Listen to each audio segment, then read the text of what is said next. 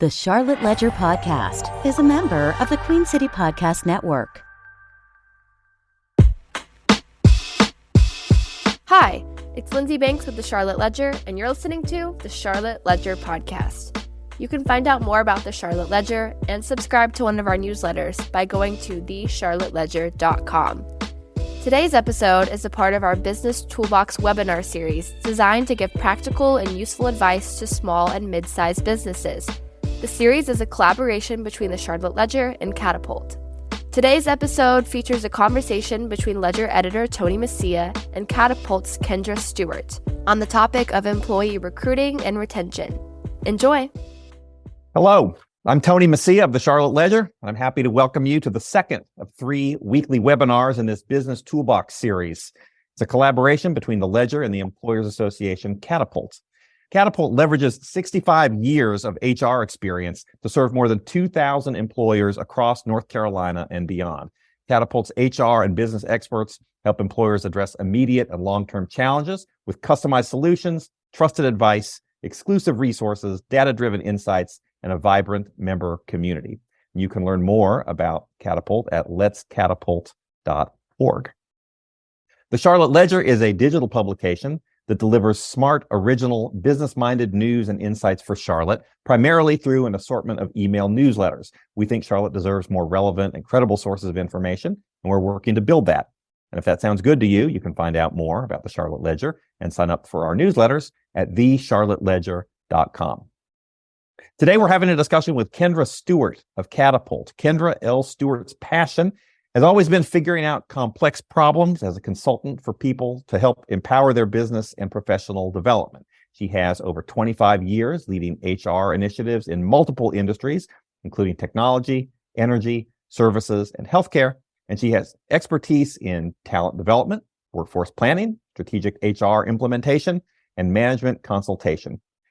She likes to joke that she knows enough to be dangerous in every HR function, but not so dangerous to, quote, end up in jail. So we're happy you straddle that balance there. Kendra holds a master's in HR management and organizational development from Loyola University in Chicago, a bachelor's in biology from the University of Michigan, as well as professional certifications, and she is based in Charlotte. We're going to talk today about recruiting and retention questions, such as how to find qualified workers in a tight job market, how recruiting has changed over the years, and how to keep workers motivated and incentivized, or hopefully leave you with some good tips and strategies that you can use.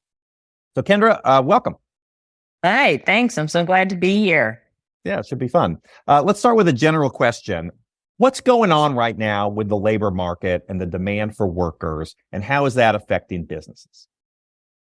Yeah, we've seen that there's been a lot that our members, especially Tony, have kind of been saying a lot of the same things. I mean, definitely hands down, one of the biggest areas that I think that we hear from a lot of our members and then just from other employers across the Carolinas and that we support and hear from is primarily, they're having trouble getting talent for, pay. It's a competitive environment, as I'm sure you can understand. There's a number of people who are just really struggling to be able to compete and find people and figure out what's the best incentive to, draw people in. Another area too, I think we hear a lot about is flexibility, and that comes in many different avenues. I mean, one that I think that comes to mind that we hear about quite a bit is flexibility, particularly with schedules. What used to be working schedules that organizations could fill. I didn't have any problems being able to fill.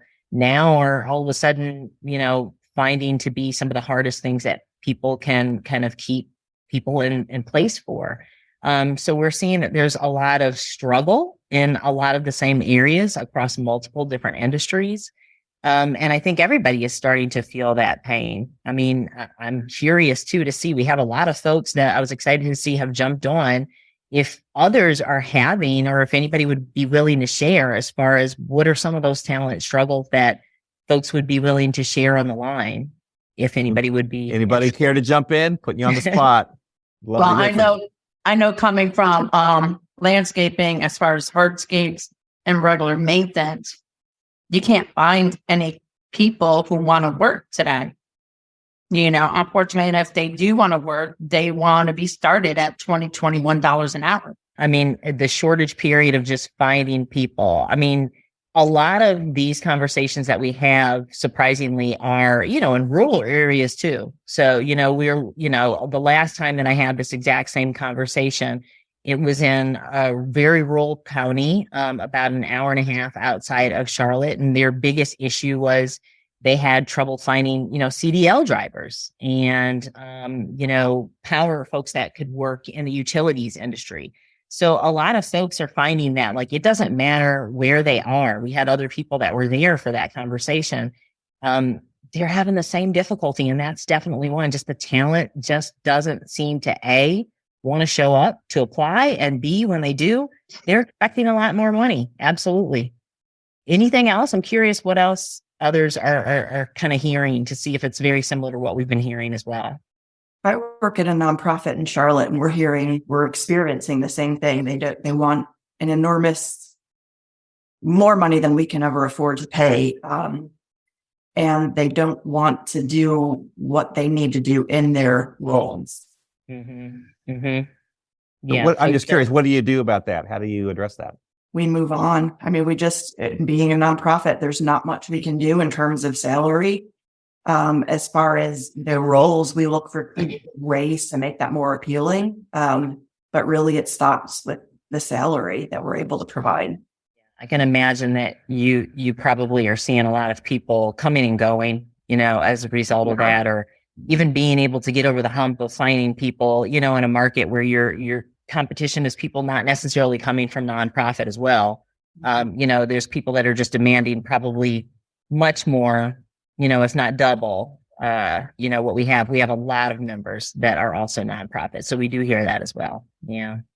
Yeah. So Kendra, let me ask you, I mean, what sort of things are you hearing from employers? You talk to a lot of employers. Is it really pretty desperate? I mean, are these what we're hearing today, from some of the people on this webinar? Is that pretty common? And I mean, what are the implications there for these businesses?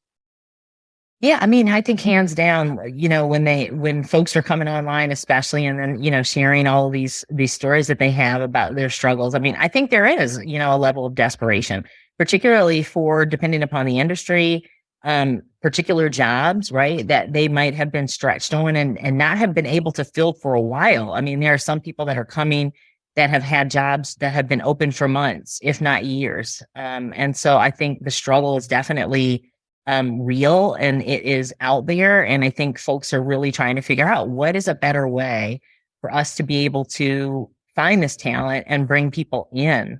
And we have a lot of information today, I think, that we would be able to share, not only that we're getting from multiple different industries, but just different ways to maybe think about how we can help, and different ways to think about how you might be able to get this talent and also maybe retain them as well. So what is the answer? I'm guessing, and I'm just seeing a comment here from Beth in the chat that says, we are also a nonprofit and in essence stuck with fixed hourly rates to offer, no negotiating room. So, I mean, does seem like a widespread problem. Will you tell us that you have the magic bullet, simple solution to solve all of these problems? Wish that I could say that we have a magic bullet, but unfortunately we don't. What I will say is we have, and there's a lot of different ways, I think, and a lot of the most important thing is to probably know what the data is. What's out there today, understand a little bit more about the market. I think the benefit that we have at Catapult is that we are here behind our members as well as non-members with a lot of information that helps you to be able to understand what are the trends, which helps to answer, I think, some of these questions around what are these pain points that everybody's feeling in different ways.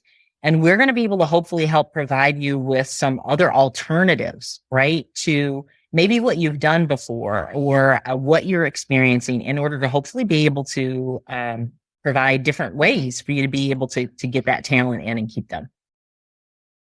Yeah. So what are some of those things? Or maybe what is the mindset, or what is the way of thinking about this that would be helpful in approaching some of these issues? Yeah, I mean, I think the biggest thing is, and actually, if we go to the next slide, it might be even more helpful, a lot of what we're hearing from people, it's not our imagination. I mean, this is very real. And honestly, while it feels like symptoms when you are within an organization, it's all facts, folks. I mean, if you take a look, a lot of what you have here are real facts that have come through from, the Manpower Group and the Department of Labor. And what we're finding is that there's talent shortages everywhere in the U.S. I mean, it has quintupled in the last 10 years. 75% of employers are struggling to fill their positions, and that's up 14% since 2010. So in a very short period of time, I mean, a little bit over a decade, we're finding that a lot has changed for us. And it's not just for the United States. This is a global talent shortage that we're starting to get into. And by 2030, as you can see here, we're going to see that there's going to be a talent shortage of about 85.2 million people. I mean, at the end of the day, in the job report here, the unemployment rate is great. I mean, it's fallen, as you can see, from 3%. It was estimated to be 3.6. It's one of the lowest jobless levels that we've seen since 1969. But yeah, just like some of the folks that we've heard already on the phone, we're struggling. I mean, payrolls are up. People are fighting to try to be competitive and to be able to pay people at the highest rates that they can. And that's far higher than what the estimate actually was. As you can see, it's 517,000 that it's increased for most payrolls versus there was only an estimate of around 187,000. So, I mean, what does it mean? Despite the fact that there's, obviously a lot of strong job growth, I mean, we're seeing that it's just not going to go away. There's not enough people that we're going to find, and it's going to continue to trend that way in the job market to fill essentially all of the recruiting needs and demands that we have. So this is kind of the state of our talent that we're seeing today. I'm just curious, what are the implications of this for technology? We've seen a lot of artificial intelligence. There are more and more productivity tools coming online. I mean, can we, invent tech to get out of this? Yeah, I mean, it's interesting that you say that, Tony, and there's plenty more too, I think, that we can talk about later on when we get into more detail about what are the things that you can do. But yes, technology can be helpful. But, I like to always tell people you want to start with and take a look holistically at what are you doing within your business. Yes, technology comes with a lot of bells and whistles, but it's also very expensive, right, for your business to be able to invest in that. And oftentimes, it's good to take a step back to understand holistically what is your whole recruiting and retention strategy within your company. If you haven't started maybe with the basics of what are you doing and are you doing it well, then bringing in talent and technology is maybe not the best way to start, right? To be able to gain talent. So let me give you an example. I've worked with a company a few years back during, my time of consulting. And they were interested in bringing in the staff that was field staff. So they were going to be hourly workers. This organization, very similar to what you described, Tony, was very into, wanting to use AI, wanting to bring in chat and all this new technology that, they had been seeing and hearing about, and, bringing in all these bots, AI chat bots and things like that could, be tagged on to their system in order to be able to hopefully talk to candidates and things like that. But what we found when we kind of took a look deeper is that when they did consider bringing them in, their basics just weren't in place. So as an example, when this chat pulls people from, I don't know, let's say their Facebook page, right? And they're scraping people from all these different places on the internet. What that company found is, okay, you got them there, but then it would send them to their company website to fill out an application that was pages and pages long. And so therefore they were losing all of these people with this wonderful technology that they had, which was kind of a waste of time and money. So the question is before you get that technology, think a little bit about what are you doing and maybe how can you improve the processes that you have. Sometimes it's about thinking differently rather than going after the bells and whistles with the basics that you have. Okay, let's dig in on that. How do I, if I'm a business, how do I think differently? What are some creative ways or some potential solutions? Yeah. So the biggest thing that I always tell and like to think about for folks is, you ask yourself the question then, um, what is your candidate experience, right? So let's start from there as an example. One of the things that there was a survey, I think, that came from LinkedIn that said about 67% of most of the candidates that apply on LinkedIn, as an example, usually don't finish the application process. And that's just because of the fact that it's too cumbersome. So let's take a step back as an example. Before you start moving to technology, this is what I mean about take a look at the technology that you have, your ATS systems, your recruiting systems, and how you're doing it. Is it duplicated? Do you have a candidate have to repeat a number of things over and over again? Is it even, electronic? Is it mobile friendly? Is it something that a person can do from their phone without having to, do it from their phone, drop, and then end up going to a computer, as an example? These are things that you might need to take a look at in order to maybe consider, I need to change these things. And these are things that are easy, simple, low-hanging fruit things that I can do that would end up being able to make it a little bit easier. I mean, another thing is, we live in a world that's full of Amazon-related products, right? I mean, you go to Amazon, you get communicated to about where your package is every 5 minutes if you want to. And I mean, that's what employees are looking for as well when it comes to, are you able to communicate how you're doing, how fast the recruiting process is? And that doesn't necessarily take technology. How often are you getting back to people? How clear and transparent are you being about what the process is? How prepared are your interviewers, right? Are you all setting up time in order to make sure that the people who come know what they should be interviewing for, know what they should be focused on, or are they unprepared and not quite sure what to ask the candidate and causing confusion? These sorts of things are all examples of what you could do differently, right? That could get in depth, that you could change if you haven't already done it, in order to put yourself in a better place for how you pull in that talent and how you make the experience better and faster and a little bit more efficient so that you can keep that talent when you have them apply for jobs. Yeah, that's maybe one good example. It sounds like you're saying sort of get your own house in order, make it easy to apply, sort of give them establish a clear process, a clear vision. Those sorts of things can help. I'm guessing. At the same time, it strikes me we have a lot of ways nowadays to reach people maybe that we didn't before. In the old days, maybe you'd take out a classified ad or something like that. Nowadays, we got all these digital tools. You got ZipRecruiter, you got Indeed, you got LinkedIn. I mean, how do I know what to do? I mean, it seems like you can cast a pretty broad net, but people are saying, well, I'm not getting the quality of candidates that I am accustomed to getting. It seems like there's a little bit of a mismatch there. What are some of the actual tactics about the outreach and finding folks? What are some best ways of doing that? Yeah, I mean, I think it's a two-pronged approach, right? I think you got to think about how are you looking for candidates? One of the biggest things that I think we like to also remind people of is to consider taking a step back. What are you even presenting to candidates to apply for? Take a look. We often tell people, what's in your job description? When was the last time you actually looked at the description that you use as a posting?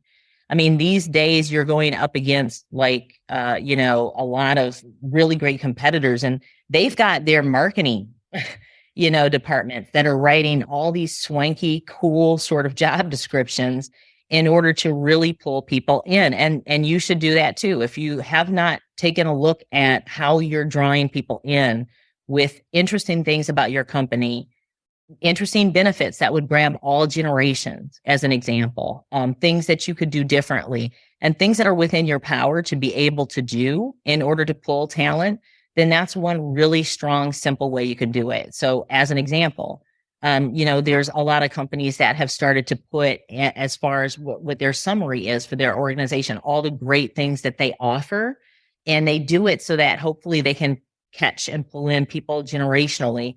I've heard of a lot of companies these days, as an example, that are starting to put in that they are starting to pay as a benefit for some of the educational expenses for organizations. I mean, that's something for somebody who just got out of college is really important, right? But on the flip side, also, what are some of the other benefits that you might be able to draw people in with? There's others that are in different generations where the first thing that might be important is 401k, right? Retirement, or maybe even making sure that you let people know you pay a certain amount of medical premiums that maybe other organizations competitively aren't able to do. So highlighting what are the benefits that would capture and be able to, impact as many people as possible can be very, very important to a large number of people. So I would always say start with job descriptions as a very important tool to maybe take a look at to try to figure out what can you do different and how are you drawing people in with it. And then also considering what can you do as far as letting people know about all the great benefits that you do have that would be able to draw people in and hopefully be able to keep them as well. Yeah, and you touched on generational differences in writing job descriptions in a way that appeals to all generations. And we had a question from Beth who says, I'm hoping you can touch on generational differences in terms of expectations for new work or new to the workforce. And, what are some of those differences? Why do people, and I know you hate to generalize and people have their own reasons for taking jobs, but I do think surveys do show there is a generational shift, that people in their 20s, it's a different experience and want things out of their job that maybe people in their 50s, wouldn't have thought to ask for. What are some of those generational differences? And if you're posting a job, recruiting for a job, hoping to retain workers, what are some of those things you should keep in mind?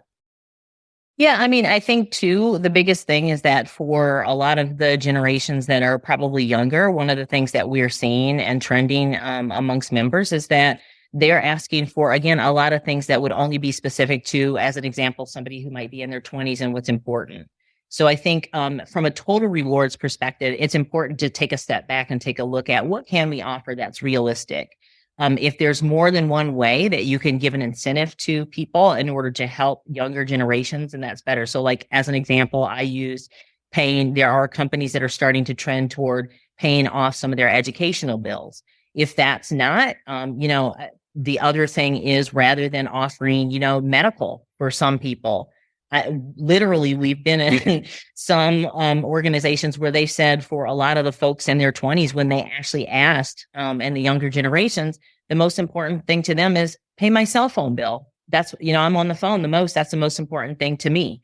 And you can understand from an organization's perspective, paying a cell phone bill off every month is probably a lot less expensive than paying the medical bill, if that's the most important thing. So, it all depends on, I think, also getting a chance to have retention strategies around talk to your employees, have these conversations. And then on the flip side, once you get that information and that feedback about what you're hearing that your employees want, the other thing too is think about how much autonomy for you as leaders or for your leaders that maybe you can give back to leaders to be able to allow them the opportunity to give people some of this flexibility, right? So it's different if, one size, we're in a place, as I'm sure you understand, Tony, where one size doesn't fit all anymore, just like we're talking about.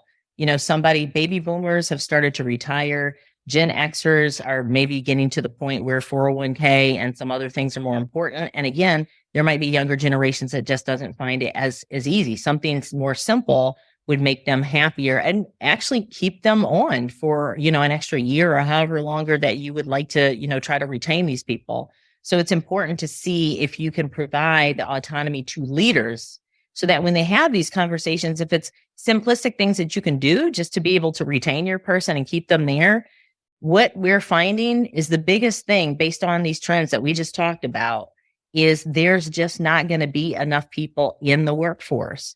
So rather than working on what you can do to recruit people, the more important conversation and the more important focus is focusing on how you retain people. And that's through having conversations. That's through being able to have the autonomy to give people these little things, if you can, that makes them happy, that gets them to stay. Does that make sense? Makes sense to me. It sounds like what you're saying is, try and be flexible to the extent you can. Don't just have a one size fits all policy, but really listen to your workers or potential workers, hear what's important to them. And if you're able to kind of adjust then do that. And I definitely do want to talk about the retention part as well, because just like finding the difference between going out and finding a new customer versus, retaining an existing customer. It's a lot easier to retain your existing customer, a lot less expensive than to go out and hunt for new ones. Same with employees. If you have a good one, retaining them. So is it the same sort of thing? Listening to them, saying, listen, what do you value? What is it that you need from us? And one of the things I've been reading about, and Kendra, maybe you can touch on this, is that, that pay, while pay is important, it's not as important maybe as we have thought it has been in previous decades, and that nowadays folks, a lot of them are looking for things like meaning. They want to do some meaningful work. They want to have responsibility, but not too much responsibility. They want that, work-life balance as opposed to being on the clock all the time. What are some things, if I have good employees, what do I need to do to make sure they don't leave me?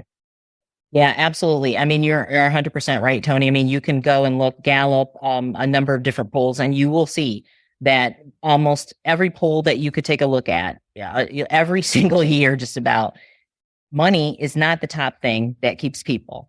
The top thing is always going to be having those conversations, development. Employee and development these days doesn't just necessarily mean professional development either. Being able to help people, whether it be personally, from a mental health perspective, or even from a professional and personal perspective in their growth, is very important. And just like what you talked about, from certain generations, certain things could be more meaningful to them. So being able to provide and have conversations to understand from your employee, what are the things that they feel that they need to be able to grow, and what can you offer to them, are important. I mean, I think the other thing too, when you're talking about, the subject of having conversations with employees, sometimes having something as simple, oftentimes we wait until an employee is out the door, right? They've turned in their notice already, and we've kind of lost them before we start to reflect on what is it that we could have done differently, and what is it that maybe has gone wrong, or that we need to know for next time. But we have a lot of companies that have started to move to having stay interviews, which I'm sure a lot of folks have heard of before. I mean, I was just recently in another event where I had a company that had a really great stay interview process, where they literally every 6 months, I think they said, they do a pulse survey. Very simplistic. It's not anything where you need to have, a big, like a culture amp or some big organization that can come in and do it for you. And essentially they asked them 3 questions. Have you thought about leaving? And if they have thought about leaving, why? And if they say no, then the last question is, what made you stay? In order to figure out, like, what are the reasons behind, what are we doing right, in order to keep the people here. So sometimes having these conversations is the most important thing, because we're finding that the trends are showing that it's just going to be harder. I mean, you said it yourself, Tony, a second ago, that, these days, the new statistic for, again, not the training side, not the orientation side, this is strictly 100% recruiting. It is still 1/2 to 2 times the amount of a person's salary to recruit and replace them. So, I mean, you just think, let's do simple math, $100,000 job. That could be anywhere from, $50,000 to $200,000 just to replace one job. You're already in the hole, right? On top of the annual salary that you have to pay. It just doesn't pay anymore for us to only concentrate on how we recruit. We've got to spend more time on thinking about what are all the different alternatives in order to keep people in, because we're going to get to a job market, unfortunately, where there's just not enough people to fill the job. So the best thing to do is to try to retain the folks that you have. Yeah, I think it's been really interesting to see, the way different employers are doing that and trying to create that culture where people want to stay. I was at Camp North End last week. I was interviewing somebody, I meet them there 4:00 or 4:30, software company at Camp North End. I walk in, and every Thursday at 4:00, this is the tech industry is sort of notorious for this, but they had like beer taps, everybody's drinking beer. They had some, nachos, and they had, a taco bar. And I was talking to a guy and I started hearing this thud. I'm like, what is that? I said, oh, they're playing cornhole upstairs. So there's this is at 4:00 in the afternoon on a Thursday. And I mean, to a lot of people that would be like, well, why are we doing this? This is kind of new. Do I really need to have cornhole and beer at 4:00 on Thursdays? And that's not going to be right for every employer, obviously. But what are some things that I can do as an employer to try to, create that culture? That this, whether it's esprit de corps or whether it's some sort of we're all in this together, or what are some ways to create a positive culture in businesses? Yeah, I mean, I think, let's talk about some different sort of alternatives. A lot of us are starting to go remote these days. I think for remote companies, it's simple enough to just be able to pull your team together to try to put something like that together for remote teams. I mean, I've seen, and I think a lot of people may have even seen on LinkedIn sometimes where teams will get together on, their teams platform and have like a Teams party of some sorts where, they're going around the horn and doing something to celebrate. The other thing too that we're finding is having more flexibility, right, for remote staff, and also doing more to just bring them together so that they have a closer relationship. Sometimes that's what's important. But again, asking your team what it is that they want to do, just like what you're describing for that particular organization, that could work. I mean, I've seen in manufacturing environments, as an example, I talked earlier where a lot of people said they have a lot of problems with flexibility of schedules. One of the things that we had one company do, they were having trouble with filling schedules and being able to get people to come to work for hourly staff. They went from asking questions and taking a poll of what people could work and what they wanted to try to work. They went from, a very fixed schedule program of around 4, I think, or 5 schedules to, yes, it was a little bit of a nightmare to try to logistically to get it set up, but they went to, I think, 16 to 20 schedules, but they were able to have every single job filled. They had a constant workforce going. They always had 100% of their jobs filled. They eliminated the problem of having to recruit and find people to fill those because of the fact that they thought differently and they asked their employees for help on what they could do. So it is possible in multiple different industries, I think, and in different examples. A lot of it has to do with pulling in your staff, right? And just seeing what is in it for them and what works best for them. And then again, autonomy for your leaders on what they can do. Gotcha. I see that Bree has a question that she put in the chat. Bree, if you want to go ahead and ask that, you can ask that. If not, I'll read it. Thanks, Tony. My question's basically, I have a remote company. All our staff is contractors, so it's a little bit different. So we don't have benefits and things like that. But as far as the retention goes, like doing surveys, things like that, are those things that normally you'd have for like a W-2 employee? I know it would have to shift a little bit, but would those be things that we could implement as far as contractors too? Because you really don't have that, like, W-2 requirement and things like that. And they're technically independent contractors and can make their own schedules. And there's a lot of legal, minutia between W-2 and 1099s. Just trying to kind of take that retention and turn it into from a contractor standpoint. Yeah, I think that's a really good question, Bree. I think, just to be able to capture, your contractors, whether it's versus a W-2 or a 1099 person, I think just to be able to keep them engaged, there's absolutely no problem with also being able to ask them what are the things that they would like to see done differently, whether it be for work processes, because at the end of the day, they're still involved in your work processes, right? So whether it be for operational related things you want to ask, or just ways for them to get to know the team better or be more engaged, I think that it's a great opportunity to be able to survey. And you don't even have to feel like you have to survey.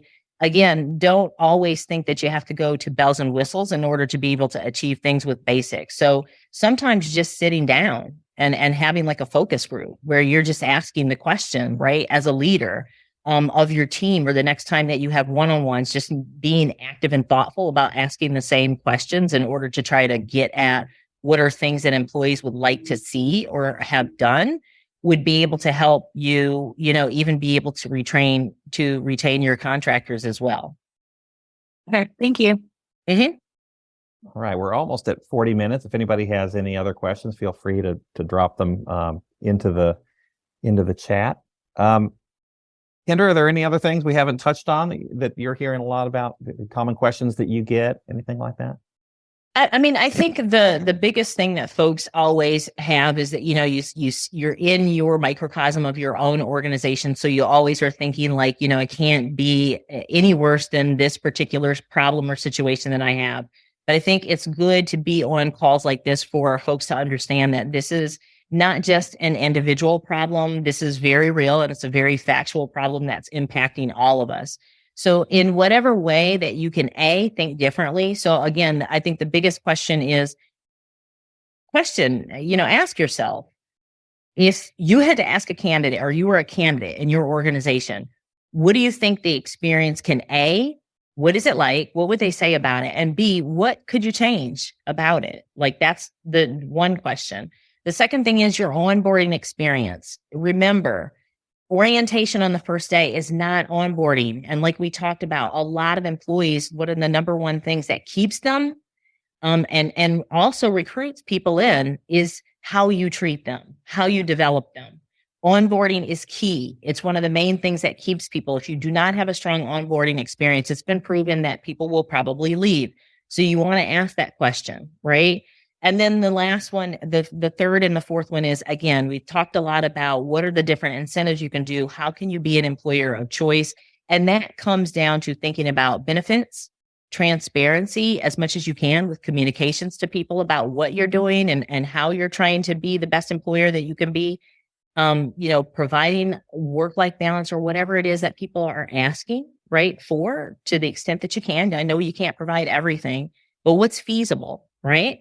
And then the fourth one is, how are you adapting? So think back about all of these different things that we've talked about. Put yourself and your organization in that microcosm and in that box and ask yourself, have we changed? Are we still doing some things that we can improve on? What can I do about it as an individual or as a leadership team or a leader myself? And think about ways in which you can probably hopefully make those improvements or bring those improvements forward. Great. Well, I think that's a good note to end it on. Appreciate it, Kendra. Thanks a lot. Pleasure to be here. On behalf of the Charlotte Ledger and Catapult, thank you for joining us. That's it for today. The Charlotte Ledger podcast is produced by Lindsey Banks. You can find out more about the Charlotte Ledger at thecharlotteledger.com. QueenCityPodcastNetwork.com.